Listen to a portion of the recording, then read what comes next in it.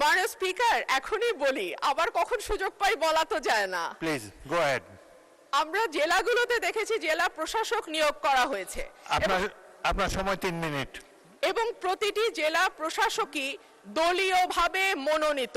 মাননীয় স্পিকার, আমরা তো গণতন্ত্রের জন্য 10 বছর ধরে লড়াই করেছি। মাননীয় সদস্য, আগে আপনার দাবিটা উত্থাপন করুন। মাননীয় স্পিকার, এখানে মন্ত্রণালয়ে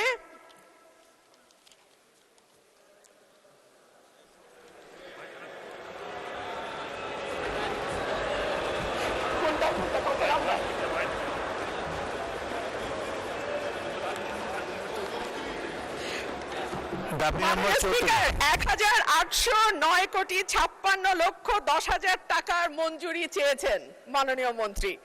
স্বাভাবিকভাবেই আমি প্রতীকী মূল্য 500 টাকা হ্রাসের একটি প্রস্তাব জানিয়েছি।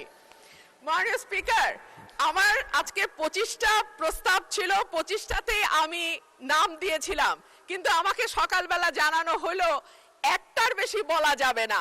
তারপরে বহু কষ্টে আমি চিফ হুইপ মহোদয়ের কাছ থেকে অনুরোধে দুটো মাত্র মন্ত্রণালয়ের অনুমতি পেয়েছিলাম।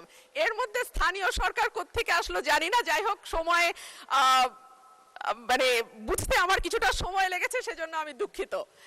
তো যে কথাটি বলছিলাম যে আমাদের জেলা প্রশাসক নিয়োগ দেওয়া হয়েছে এবং সেটাও দলীয় বিবেচনায়, অথচ এই গণতন্ত্রের জন্য 2014 থেকে আরম্ভ করে 2024 সাল পর্যন্ত নিরবচ্ছিন্নভাবে মাননীয় স্পিকার বাংলাদেশের মানুষ লড়াই করেছে, সংগ্রাম করেছে। কিন্তু এরপরে যখন আমরা দেখি যে স্থানীয় সরকার নির্বাচনগুলো এখন প্রায় 4 মাসের মতন হয়ে গেছে, সরকার গঠিত হয়েছে, এরপরেও কিন্তু আমরা এই ব্যাপারে কিছু জানতে পারি নাই। এবং আমাদের সংবিধান অনুযায়ী আমাদের স্থানীয় পর্যায়ের পুরো শাসন ব্যবস্থা স্থানীয় নির্বাচনের মাধ্যমে যারা প্রতিনিধি নির্বাচিত হবেন তাদের হাতে হওয়ার কথা। কিন্তু আমরা দেখতে পেলাম যে এই মন্ত্রণালয়ে যেই জেলা প্রশাসক নিয়োগ দেওয়া হয়েছে প্রতিটি জেলায়, তাদের অধীনে জেলাগুলো শাসিত হচ্ছে। এটা কিন্তু সংবিধানের সঙ্গে সরাসরি সাংঘর্ষিক। সেই কারণে মাননীয় মন্ত্রীকে আজকে আমি পেলাম, ওনার মাধ্যমে আমি আপনার কাছে প্রশ্ন রাখছি যে এই স্থানীয় সরকার নির্বাচন কবে হবে? সেই নির্বাচনে কখনো আমরা শুনতে পাচ্ছি যে নিষিদ্ধ ঘোষিত আওয়ামী লীগ অংশ নিতে পারবে, কেউ বলছেন পারবে, কেউ বলছে পারবেন না, কেউ বলছে দলীয় প্রতীকে হবে না বলে যারা ক্লিন ইমেজের আছেন তারা পারবেন।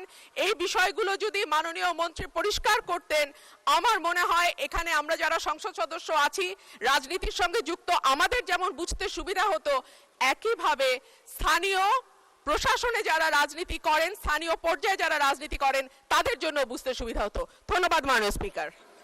ধন্যবাদ মাননীয়